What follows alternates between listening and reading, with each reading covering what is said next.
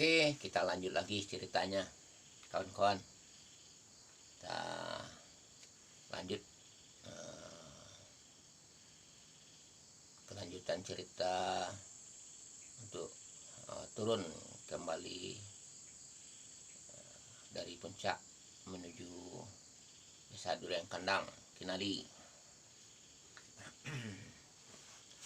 Malam itu tidur, alhamdulillah aman.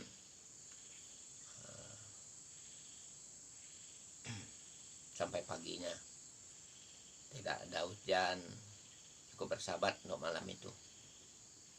Pagi lantaran persiapan air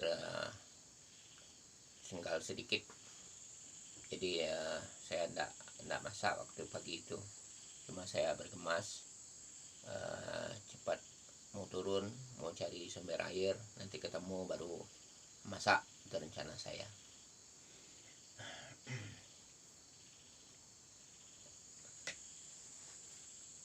Inilah lubang, jangan itu adalah lubang tempat kucing. Saya juga hobi senang kalau ada kucing-kucing yang datang, saya kasih makan. Dulu kan saya juga banyak melihara kucing sini, dan sekarang kucing itu sudah tidak ada dan sudah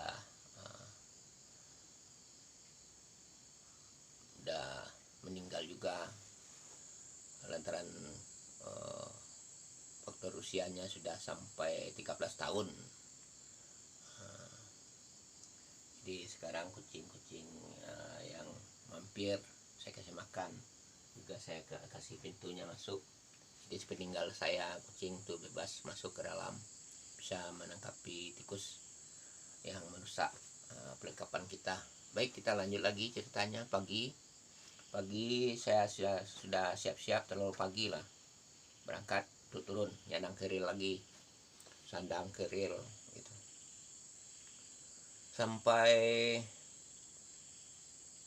ya kita ikuti jalur itu, saya udah punya tekad waktu itu diikuti jalur yang kemarin katanya.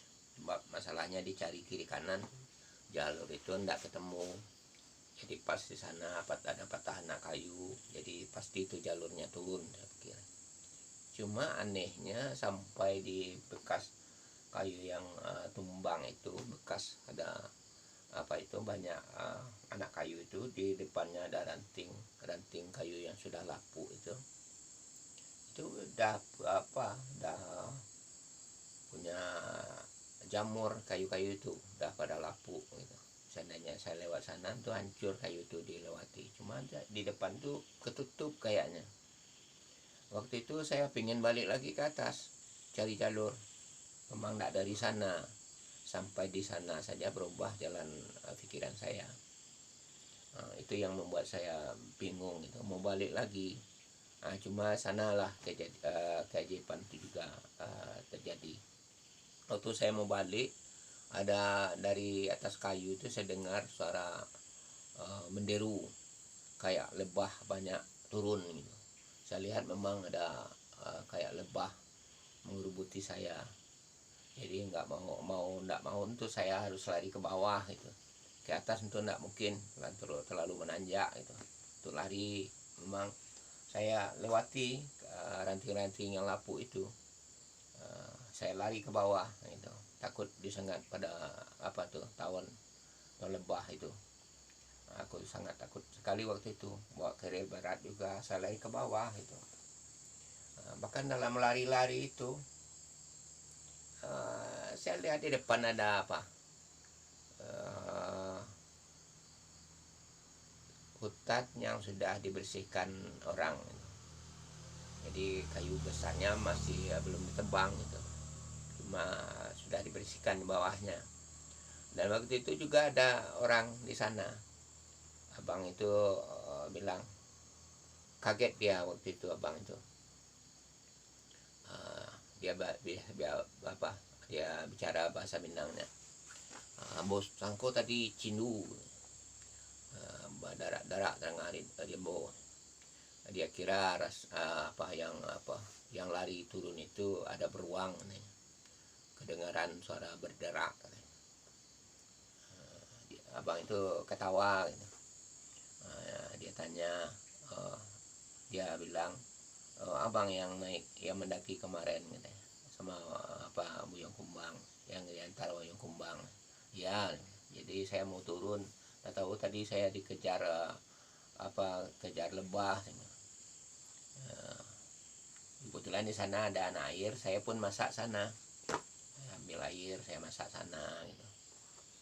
Dan abang itu lagi nanam nilam waktu itu, saya masih lihat di tangan kirinya ada bibit nilam, dan di tangan kirinya ada bibit nilam, yang tangan kanannya ada parang gitu. Jadi dia kan siap dibersihkan. Kayunan enggak ditebang, juga dia nanam nilam di bawah itu, tanam nilam gitu.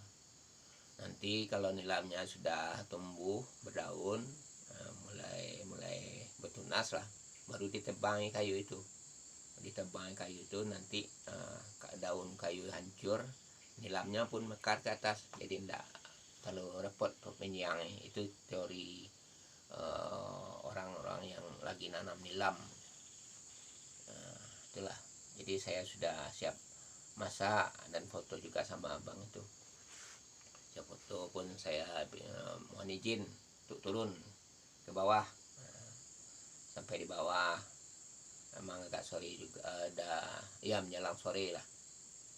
Saya santai aja turunnya. Sampai sana saya mampir lagi tempat Buyung Kumbang, dan ibu pun menyuguhkan minum kopi. Waktu itu dibikin teh sama ibu waktu itu, dan ada juga rebus ketela rambat sama ubi kayunya, ketela pohon. Kami cerita, ibu itu bahkan ibu itu pada malam itu waktu saya di puncak itu, katanya beliau sempat menangis katanya. Kenapa Bu? Saya tanya aku. Begitu dahsyat hujan petir katanya malam itu katanya. Hujan petir, badai lagi katanya. Jadi saya pikir, saya ingatan kami pun sama anak katanya, sama bujang katanya. Dia pinggir bujang sama aku ya. Kami selalu ingat tentang keadaan bujang di atas. Begitu hujan badai petir lagi katanya. Cuma malam itu alhamdulillah ibu dapat firasat katanya, untuk raja-raja di atas menerima kedatangan anak di atas katanya. Bahkan dikasih gelar, anak dikasih gelar di puncak Pasaman itu, namanya dikasih gelar si Raja Mudo katanya, si Raja Muda katanya. Itu katanya ibu, istrinya Buyung Kumbang, yang punya keahlian juga untuk melihat hal-hal yang mistik begitu. Alhamdulillah lah, berkat doa kedua orang tua dan bantuan Buyung Kumbang, saya berhasil selamat sampai puncak, selamat juga sampai ke turun. Dan besoknya saya juga mohon izin sama Buyung Kumbang sama ibu sekeluarga untuk kembali ke Lubuk Sekaping. Waktu itu saya berangkat pakai numpang bus umum, dan kembali juga numpang bus umum kembali ke Lubuk Sekaping. Alhamdulillah sampai di kampung halaman dengan selamat. Gitulah alhamdulillah kisah pendaki saya ke Gunung Pasaman.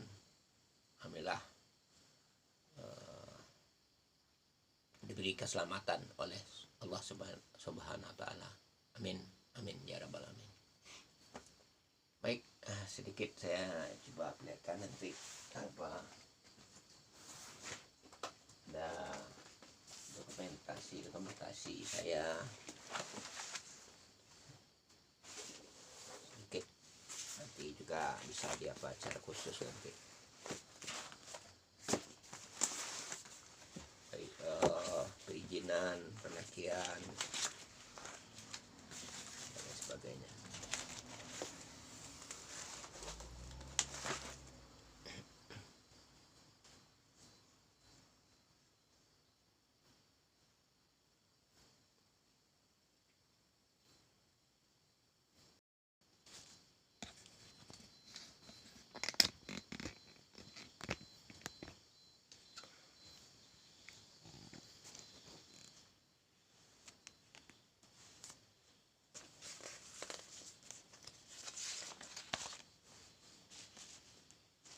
nih waktu saya masih apa nih, waktu saya bertugas di pos pendakian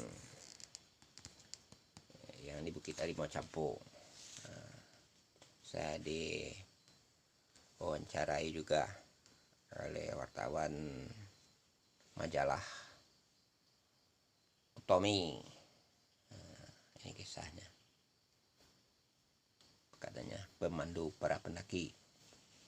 Seorang lelaki selama bertahun-tahun hidup sendiri di kaki gunung. Dialah penjaga dan penyelamat para pendaki yang tanpa pamrih. Itu menurut majalah Otonomi.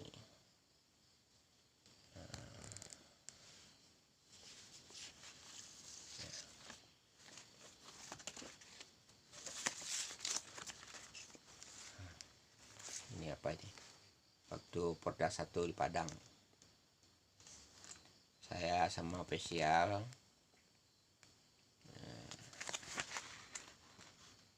Pak Musahar Mukhtar, ada ofisial tinju, yang di tengah itu Joni, yang di pinggir paling kanan itu saya.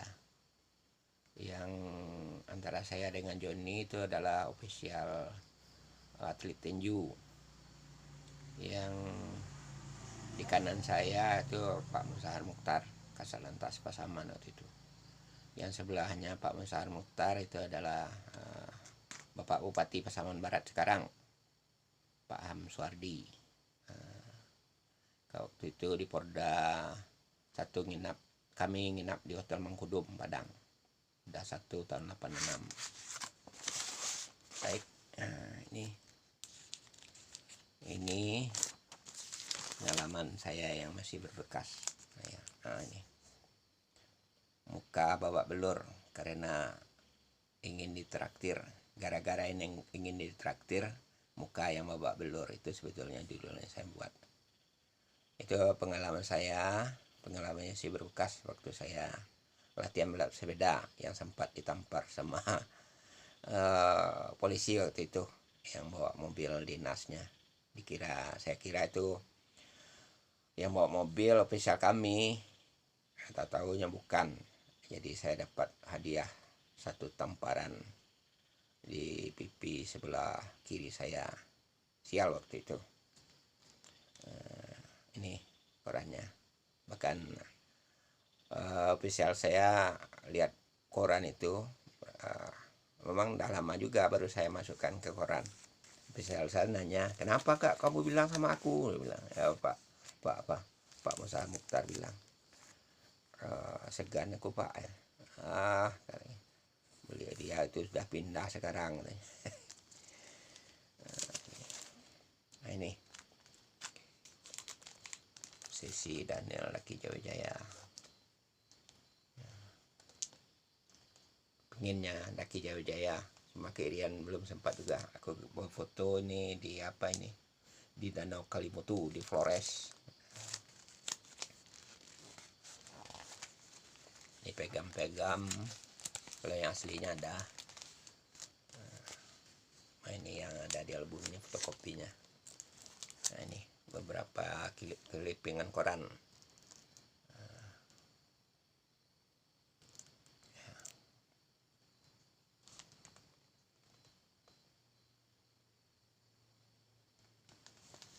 Ini foto saya yang puncak, kita di samping Telaga Putih Sangka Bulan. Ini kalau di Haluan, ini koran Haluan. Ini juga koran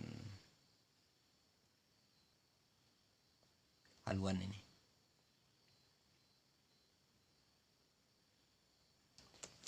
Haluan.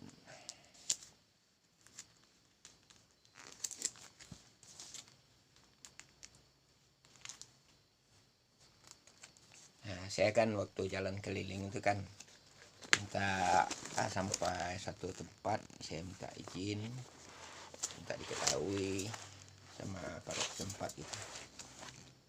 Ada tuh buku-bukunya saya simpan. Nah, ini. Banyak.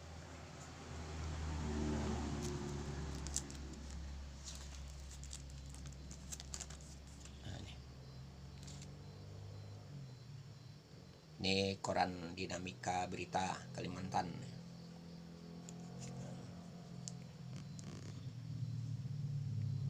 Ini tulisan-tulisan saya di koran Sentana.